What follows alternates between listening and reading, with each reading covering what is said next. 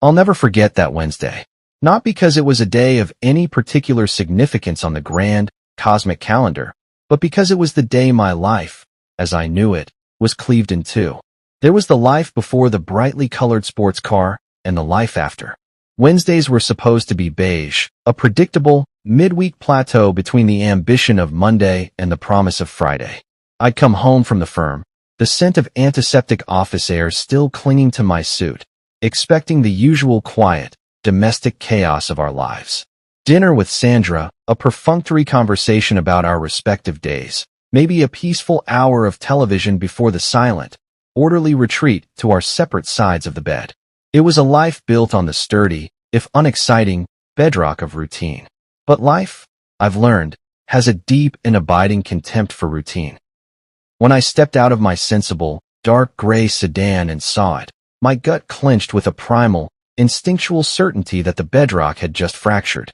It was parked a few doors down, a monstrosity of automotive arrogance, a screaming, canary yellow declaration of wealth and questionable taste.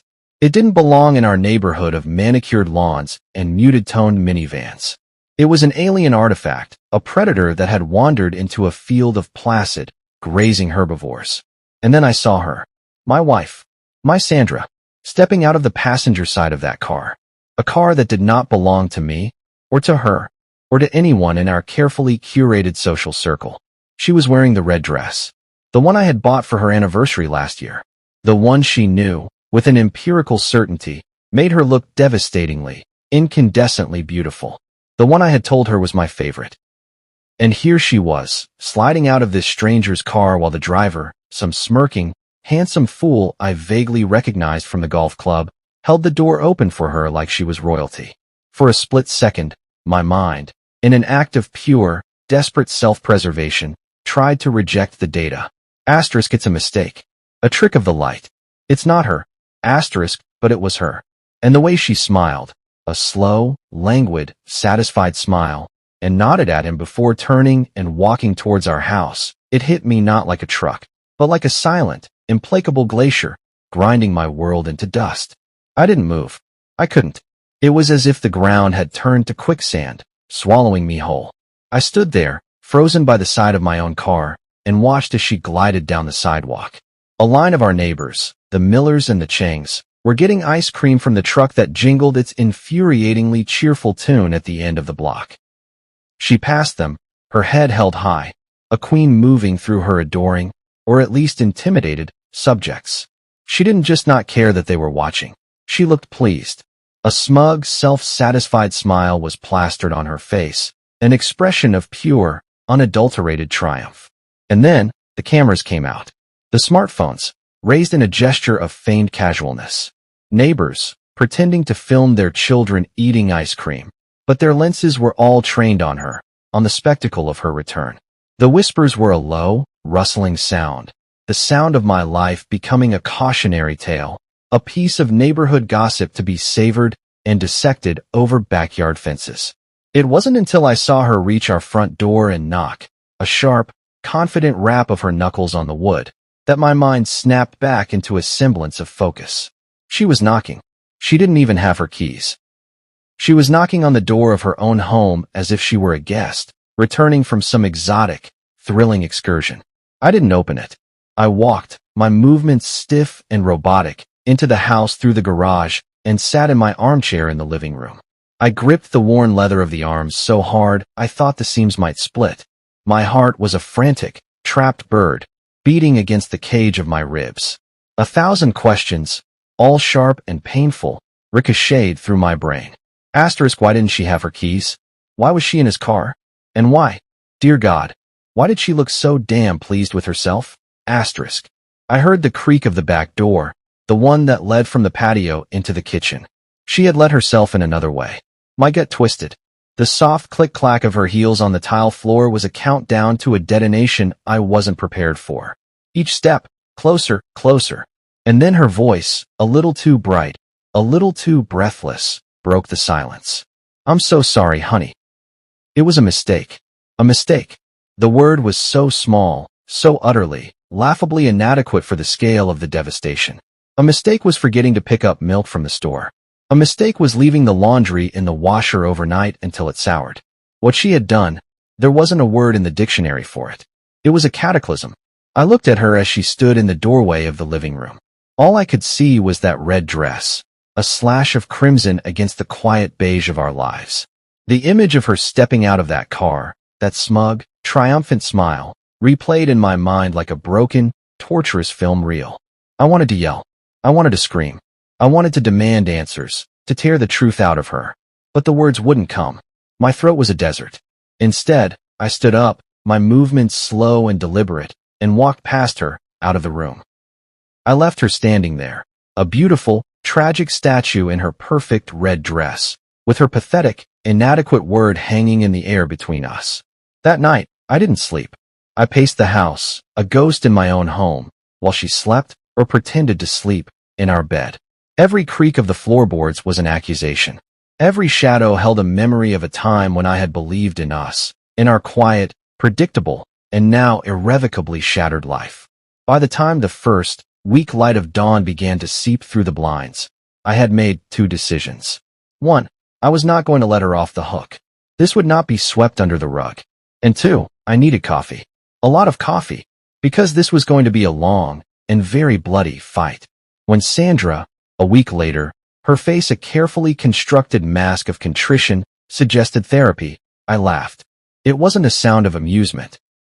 It was a cold, hollow bark of a sound. The noise a man makes when he is confronted with an absurdity so profound it defies a rational response. Therapy. As if an hour a week in a beige room with a stranger who charges by the minute could somehow spackle over the chasm that had opened up in the center of our lives. As if talking about her betrayal could magically erase the image of that yellow car, that red dress, and the dozens of viral videos of my wife's walk of shame that were now the primary source of entertainment for our entire tri-state area. Still, I agreed to go. Not because I thought it would help. Oh no, I was certain it wouldn't. I agreed because I wanted a stage. I wanted an audience. I wanted to hear her squirm, to hear her repeat her pathetic, rehearsed apologies in front of a neutral third party. I wanted her to feel the full, crushing weight of her actions, over and over again. The first session was a masterclass in awkward, therapeutic theater.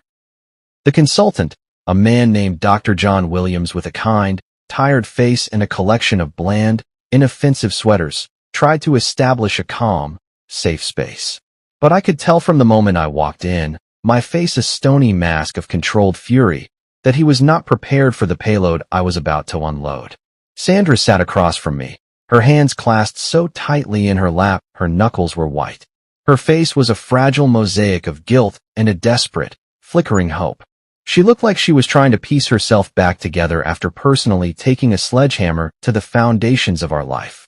I was not in a forgiving mood. Dr. Williams began with a warm, practiced smile. Why don't we begin by just talking about how we're feeling right now? How were we feeling? It was a joke, right? I said nothing. I just stared at him, letting the silence become a weapon. Sandra, unable to bear it, jumped in, her voice soft and trembling. I know I made a mistake, she began, her opening line, the same one she'd been using for a week. A huge mistake. I'm so sorry, Dave. I want to make things right. It wasn't new, and it certainly wasn't enough. I turned my gaze from her to Dr. Williams, my voice as dry as desert sand. How do I feel? I asked, my tone dripping with a sarcasm so thick it was practically viscous. Humiliated. Betrayed.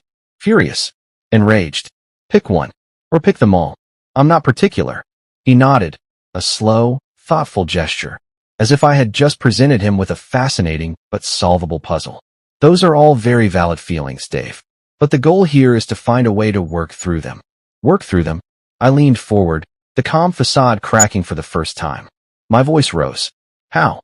Exactly, am I supposed to work through watching my wife get out of another man's car in front of our entire neighborhood? How am I supposed to work through the videos, the whispers, the snickering from my colleagues? Tell me, doctor, what's the therapeutic protocol for being publicly and profoundly humiliated by the one person on this earth you are supposed to be able to trust? Sandra flinched at my words, a sharp, involuntary jerk. Good. I wanted her to flinch. I wanted her to feel every syllable like a physical blow. But then, she did something I didn't expect. She looked up, tears streaming down her face, her eyes filled with a raw, ugly shame that, for a moment, almost looked real. "I didn't think about how it would hurt you, Dave," she said, her voice a raw, broken whisper. "I wasn't thinking at all. I was just selfish. And I am so ashamed. I don't know how to fix this, but I will do whatever it takes." Dr. Williams, sensing a breakthrough, jumped in. "Dave, it's important to recognize that Sandra is taking accountability for her actions. That's a very positive step forward." "Is it?" I snapped, my gaze still locked on him. "Because from where I'm sitting, it feels like too little and far too late." The session continued in this vein, a grim, circular dance. I would vent my rage, a torrent of carefully articulated fury. Sandra would apologize, her tears a constant, glistening presence. And Dr. Williams would play the role of the patient, beleaguered referee. He asked questions about our marriage before the incident, about our communication, about our shared goals. But every time Sandra spoke about fixing things or moving forward, it felt like a slap in the face. The damage was done. The structure had collapsed. And she was talking about redecorating the rubble. At one point, Dr. Williams asked me what I would need from her to even consider rebuilding. I laughed again, that same cold, hollow sound. "Trust," I said. "I would need to trust her. But how do you rebuild that when it's been obliterated? How do you unsee what I saw? Every time I look at her now, all I see is that damn red dress and the smug, triumphant smile on her face." Sandra sobbed quietly beside me, but I didn't care. I was not there to spare her feelings. I was there to force her to confront the wreckage she had made of our lives. When the session ended, Dr. Williams gave us homework, communication exercises, trust-building activities. I took the worksheet and, in my mind, immediately set it on fire. The only communication I was interested in was a clear, unambiguous transmission of the depth of her transgression. As we walked to the car, she reached for my hand. For a split second, a ghost of the man I used to be, a man who loved her, almost let her take it. But then I remembered. I remembered the yellow car, the whispering neighbors, the cold, hard knot of betrayal in my gut. I pulled my hand away. Her face crumpled, but she didn't say a word. The drive home was a tomb of silence, filled only by a single, repeating thought in my mind. This wasn't about fixing things. This was about surviving them. And for now, that was all I could do. After that first, farcical therapy session, I made my position crystal clear, not with words, but with actions. Forgiveness was off the table. Reconciliation was a distant, fog-shrouded shore I had no intention of swimming toward. My priority was survival, for myself and for my children. Anything else was a luxury I could not afford.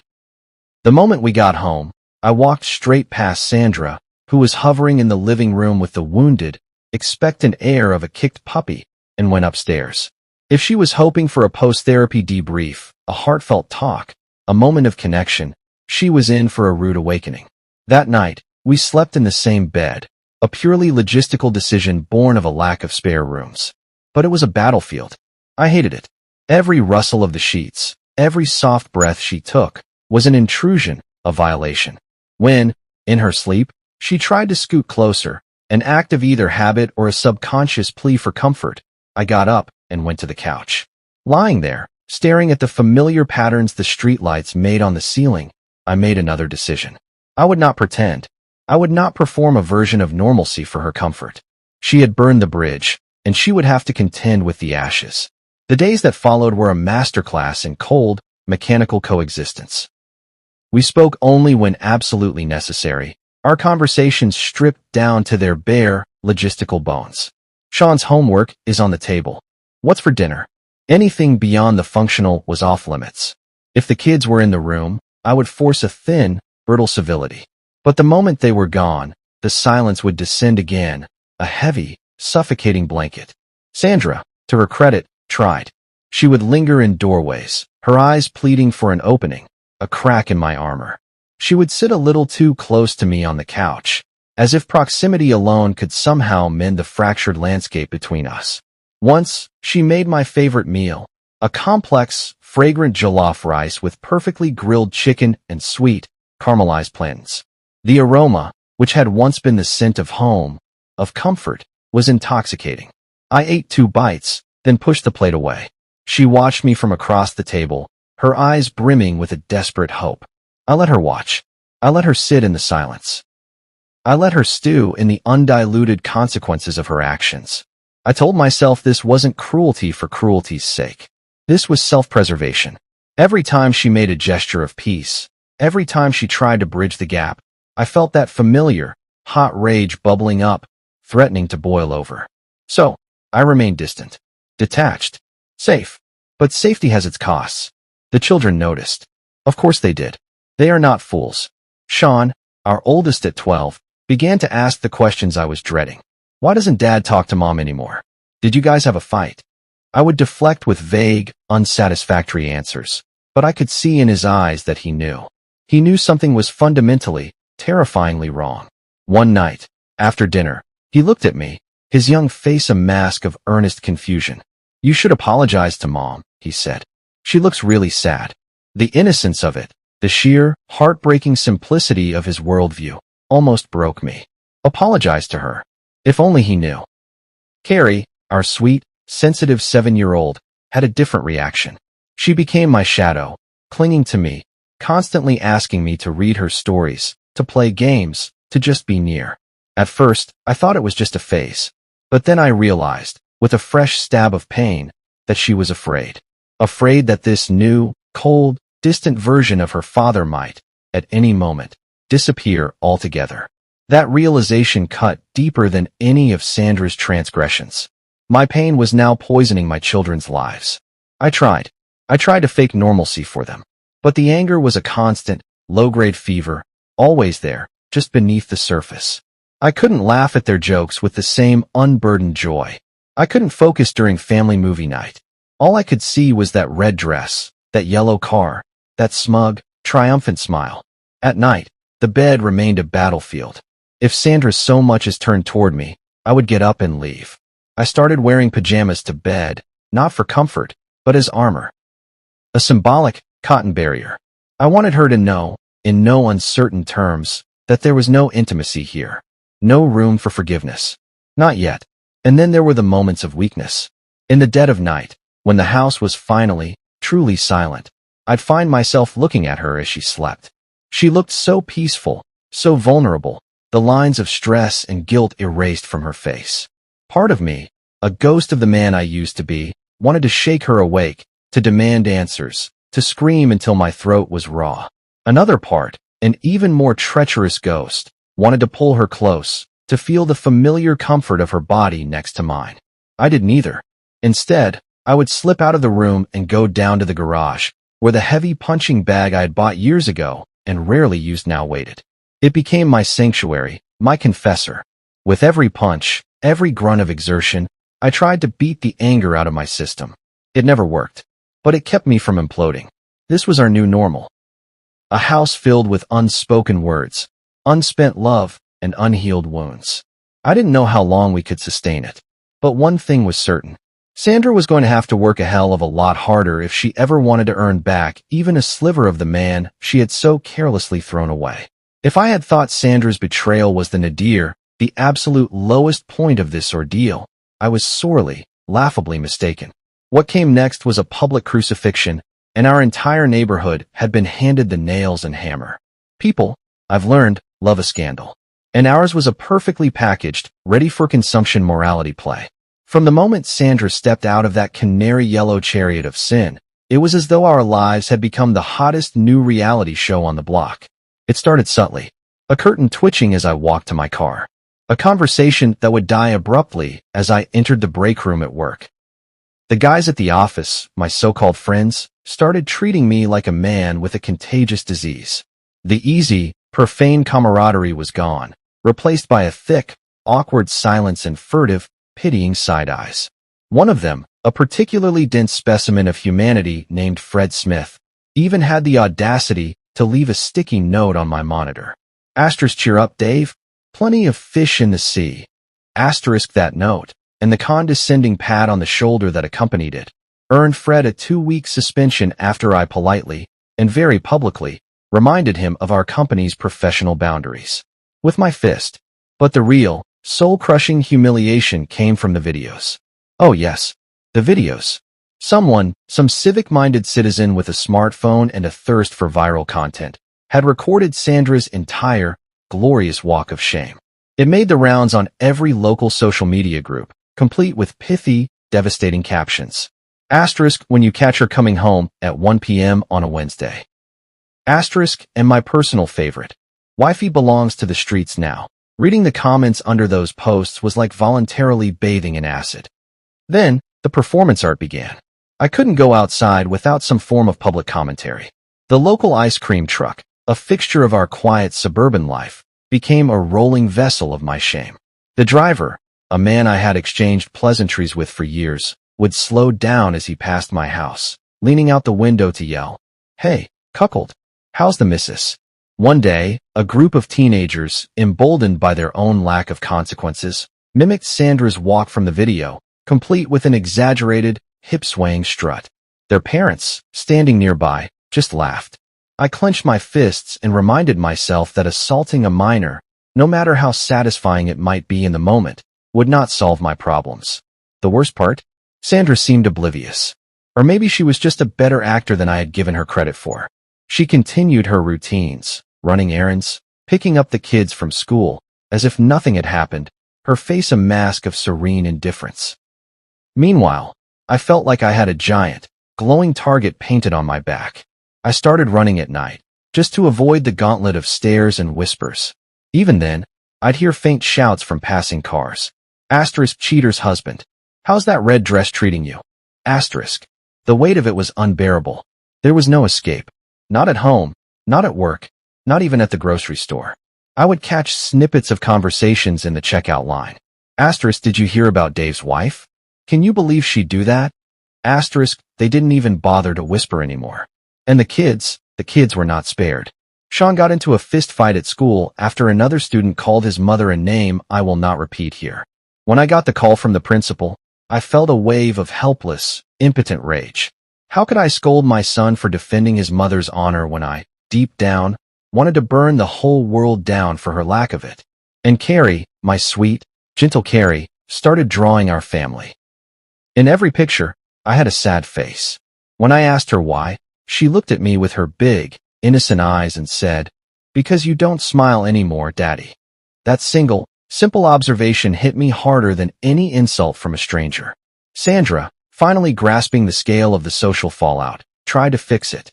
In her own, misguided way. One day, she walked into the living room, her face set with a grim determination. "Dave, I'm going to apologize to the neighbors," she announced. "I think it will help." I laughed. A raw, incredulous sound. Help? The neighbors didn't want an apology.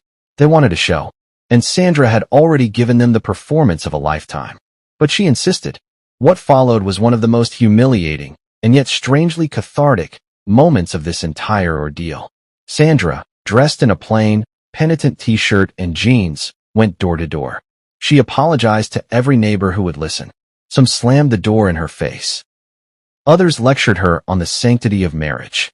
By the time she got to the ice cream truck man's house, she was visibly shaking. He didn't even open his door. He just shouted through the screen, "Too late, lady. The whole damn street knows." When she came home, her face was pale, her eyes red and swollen. She looked at me, a broken, defeated woman. "I tried, Dave," she said. "I really tried." For a moment, a fleeting, treacherous moment, I felt something close to pity. But then I remembered. I remembered the smug smile on her face that Wednesday afternoon. And the pity evaporated. This was our life now. A public spectacle. Her shame was on display, yes. But so was mine. And no amount of apologies or door-knocking was going to change that. In the eyes of the world, I wasn't just the husband of a cheater. I was the man who stayed. And that, in their simple, cruel calculus, made me weak. But they didn't know the whole story. They didn't know about the kids. They didn't know about the plans I was beginning to make. Let them talk. Let them mock. If Sandra wanted to crawl through the mud to make amends, I would let her. Maybe, just maybe, when she was done, I would finally have a clear path to build something new on the ruins of our old life. Revenge is not a dish best served cold. That's a platitude for amateurs. True revenge is a vintage wine, laid down in a dark, quiet cellar, allowed to age and deepen and develop a complex, devastating character. It is not a product of hot-blooded, impulsive rage. It is a product of patience, of meticulous planning, of a cold, clear-eyed understanding of your enemy. Sandra's betrayal had hurt, yes. But the public humiliation, the snickering neighbors, the viral videos, that had wounded me. It was the smug, triumphant face of Zionville, the man who had orchestrated my downfall, that had ignited a slow, burning fire in the deepest, most methodical part of my soul. Zionville was not just some random fling. He was, I discovered, a predator of a very specific type. He was a professional athlete, a local football hero, a man who moved through the world wrapped in a thick, impenetrable cloak of adoration and entitlement. He didn't just seek out affairs. He made a sport of it. He targeted the wives of powerful, successful men, men he perceived as rivals, men he wanted to dominate not on the field, but in the most personal, primal way imaginable. And me? He had seen me as an easy target.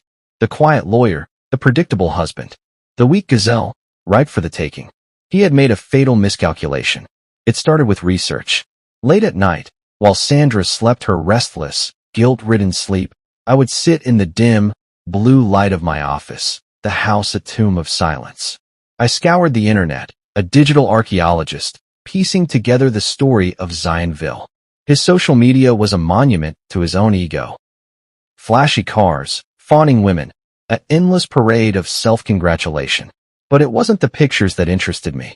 It was the comments, the digital detritus left in his wake. Cryptic remarks from other men. Another one bites the dust. Huh. Vague. Angry posts from women whose profiles had since been deleted. It didn't take long to see the pattern. He didn't just ruin marriages. He thrived on the chaos. The whispers I had heard were true. The politician's wife who had a nervous breakdown. The CEO whose divorce had been front-page news. The common denominator, the hidden variable in all these equations, was him. And the worst part? He never paid a price. The husbands, men with reputations to protect, with too much to lose, always slunk away in silence, too proud or too afraid to fight back. But me? I had nothing left to lose.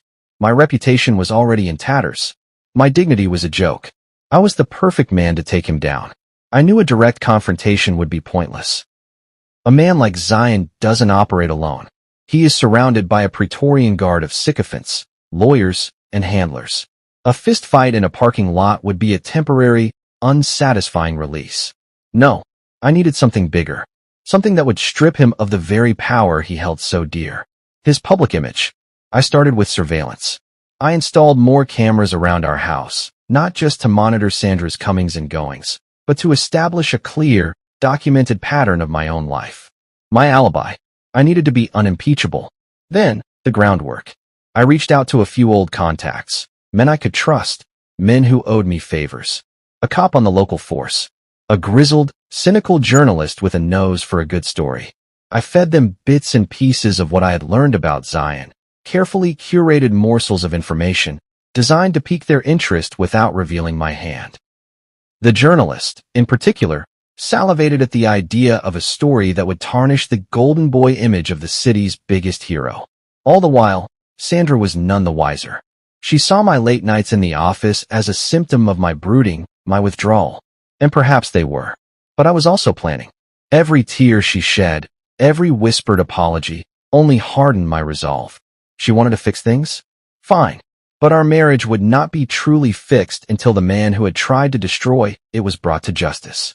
The first real break came from my cop friend. A file, delivered discreetly to my office.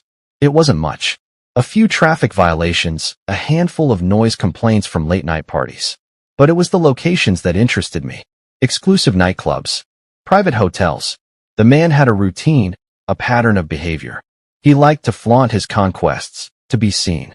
It wasn't enough to take the wife. He had to humiliate the husband. And that's when the idea, in its full, beautiful, and terrible clarity, hit me. If Zion loved a public spectacle, I would give him one. A masterpiece of public humiliation. But this time, he would not be the director. He would be the star. And the final scene would be his complete and utter destruction.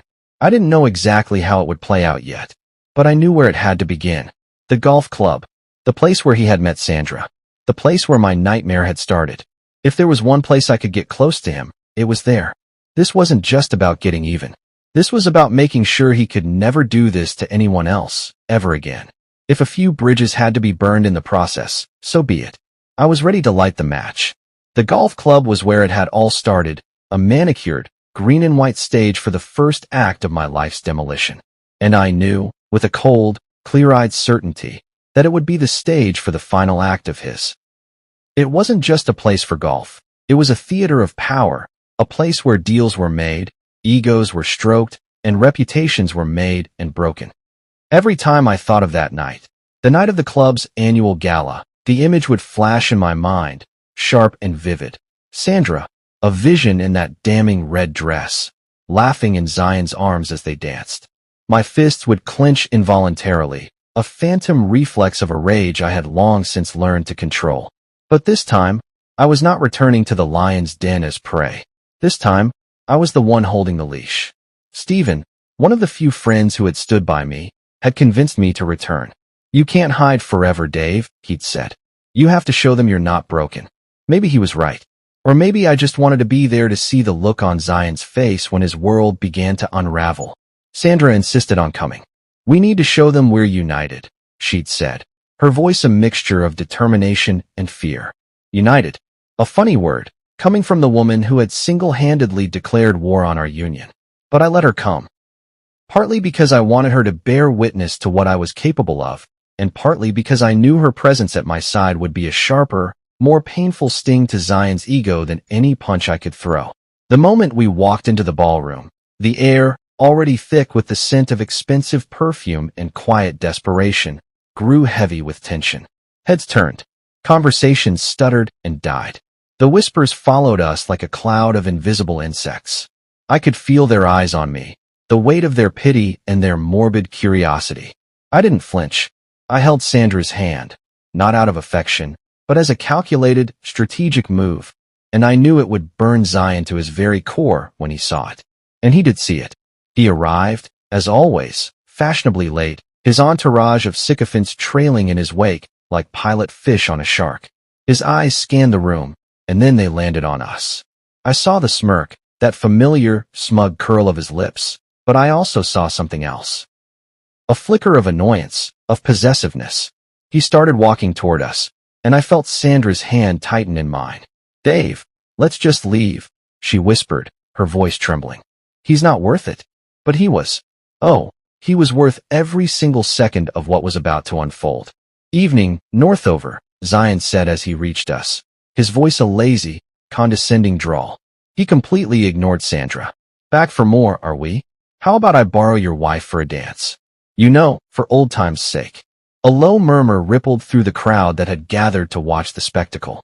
This was what he lived for. Public humiliation. I stood my ground, my eyes locked on his. "If you're looking for a dance partner, Vil, you'll have to settle for one of your lackeys. My wife is with me tonight." He laughed, a loud, braying sound. He leaned in closer, his voice dropping to a conspiratorial whisper, but loud enough for everyone to hear. "Come on, Dave. We both know she's not really yours.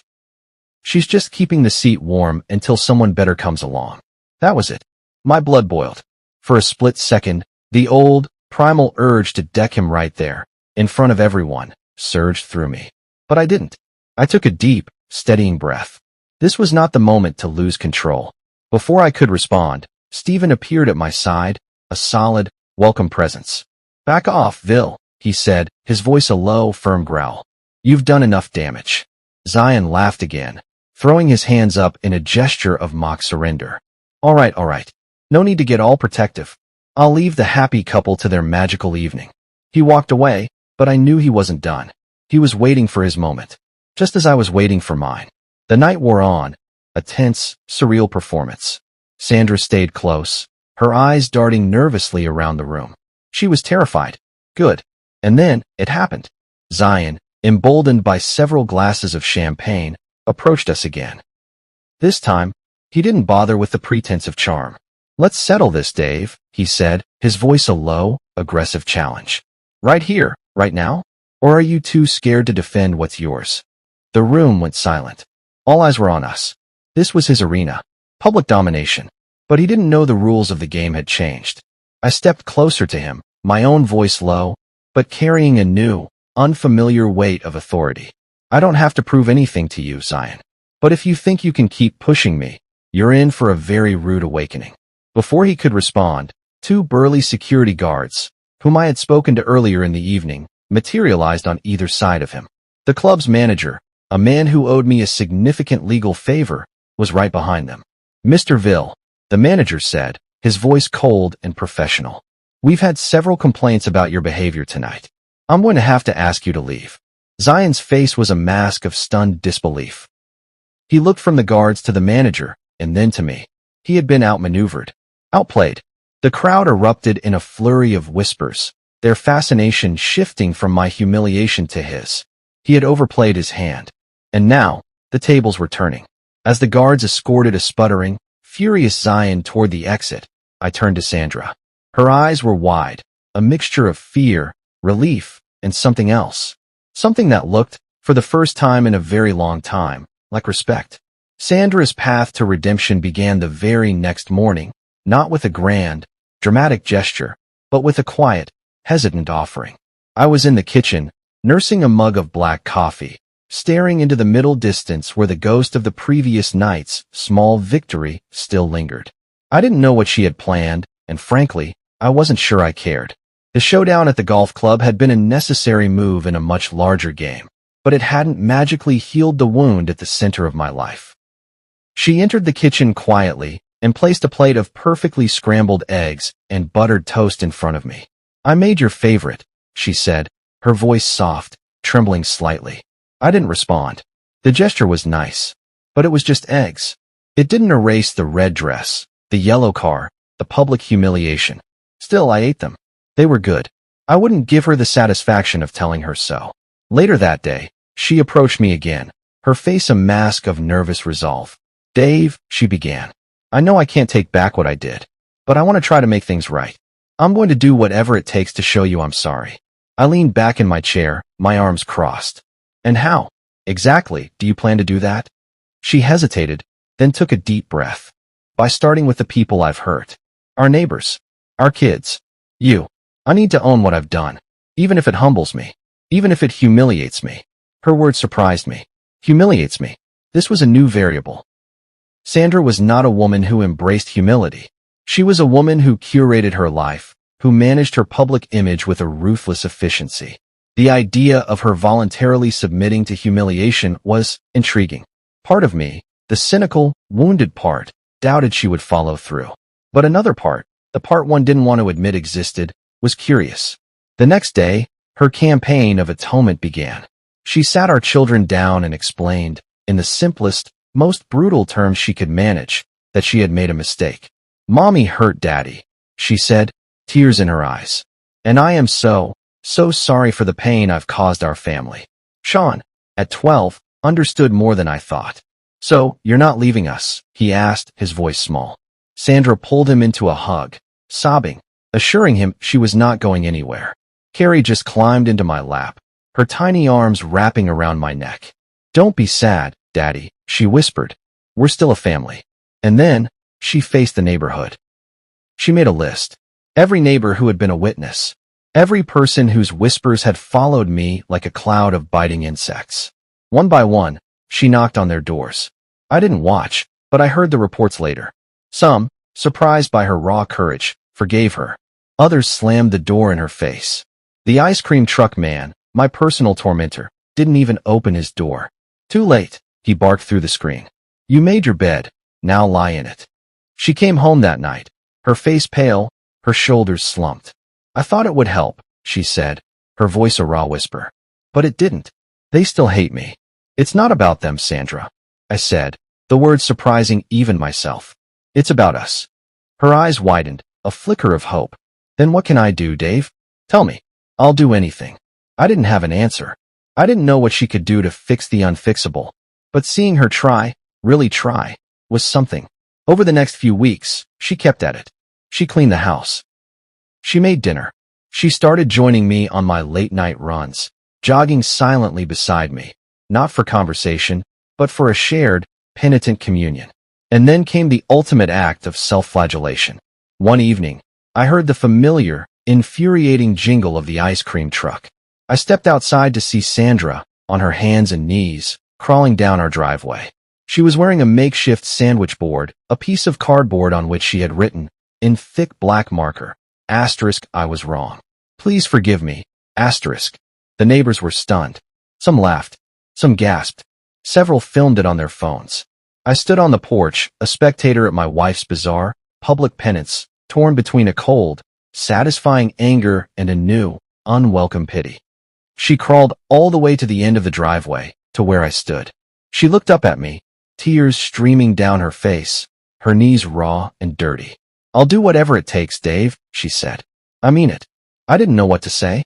Part of me wanted to pull her into my arms, to tell her it was enough. But another part, the part that still remembered the smug smile, hesitated. I reached out my hand and helped her to her feet. We'll see, I said. The picnic in the park, a few days later, was a turning point. Watching our children laugh, watching Sandra watch them with an expression of pure, uncomplicated love, something shifted in me. It wasn't forgiveness, but it was a flicker of something close to it. A fragile, tentative glimpse of a future I had thought was lost forever. Sandra took that flicker and nurtured it with a relentless, almost desperate, determination. The gestures continued, but they felt less like acts of penance and more like genuine attempts to rebuild. She took over chores. She volunteered at the kids' school. She was present in a way she hadn't been in years. The therapy sessions continued. At first, I had gone as a reluctant participant.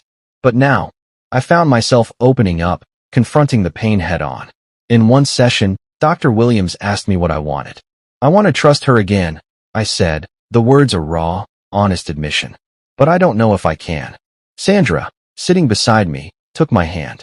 I'll spend the rest of my life proving that you can, she said, her voice trembling. And then, she surprised me again.